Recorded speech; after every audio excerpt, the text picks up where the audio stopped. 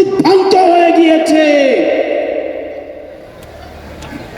হাসিনার পুনর্বাসন, আওয়ামী লীগের পুনর্বাসনের প্রতি সারা বাংলাদেশের মানুষ রেড কার্ড দেখিয়ে দিয়েছে 5ই আগস্ট।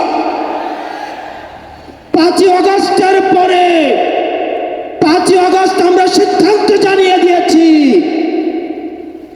এই ভূখণ্ডে আওয়ামী লীগের আর পুনর্বাসন হবে না।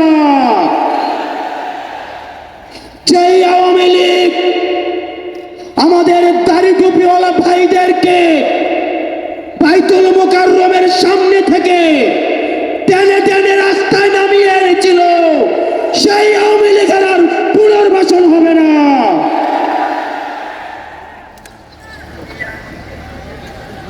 প্রিয় সংগ্রামী সহযোদ্ধা, অত্যন্ত পরিতাপের বিষয়, আজকে 8 মাস পরে এসেও আমাদের দেশের অনেক রাজনৈতিক দল, অনেক রাজনীতিবিদ আমাদেরকে বারবার করে মনে করিয়ে দেয় আওয়ামী লীগ নাকি রাজনৈতিক দল, এবং এই রাজনৈতিক দল নিয়ে সিদ্ধান্ত আসার এখতিয়ার নাকি তাদের নেই। ডক্টর মোহাম্মদ ইউনূস গত কিছুদিন আগে বলেছেন আগামী নির্বাচনে আওয়ামী লীগ অংশগ্রহণ করবে কি করবে না সেটি সিদ্ধান্ত নাকি আওয়ামী লীগের। ডক্টর মোহাম্মদ ইউনূস, আপনি ভুলে যাবেন না আমরা আপনাকে ক্ষমতায় বসিয়েছি। আওয়ামী লীগ নির্বাচন করবে কি করবে না, আওয়ামী লীগ আসবে কি আসবে না, এই সিদ্ধান্ত নিয়েছি আমরা। আওয়ামী লীগ মারা গিয়েছে বাংলাদেশে, আর জানাজা হয়েছে দিল্লিতে।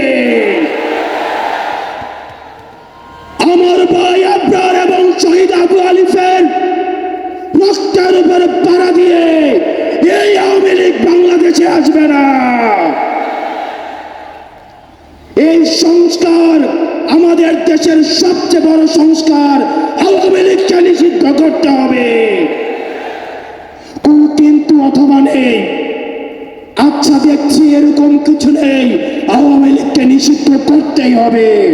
আপনারা ভুলে গেলে চলবে না, আওয়ামী লীগ কোনো রাজনৈতিক দল নয়। ৭১ পরবর্তী সময়ে আপনারা দেখেছেন শেখ মুজিব সর্বপ্রথম বাকশাল কায়েম করে গণতন্ত্রকে গলা টিপে হত্যা করেছে।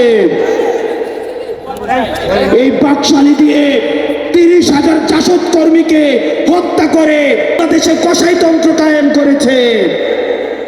আওয়ামী লীগের লুটপাটের কারণে আপনারা দেখেছেন ৭৪-এর দুর্ভিক্ষে ১৫ লক্ষ মানুষ মারা গিয়েছে।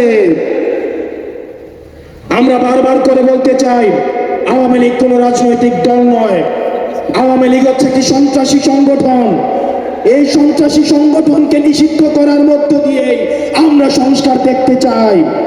একই সাথে শাপলায় যে হত্যাকাণ্ড হয়েছে, আমরা আপনাদের কাছে অনুরোধ জানাবো এই শাপলা হত্যাকাণ্ডে যারা শহীদ হয়েছে আজকের এই মঞ্চ থেকে এই শহীদের লিস্ট আপনারা জাতির সামনে প্রকাশ করুন।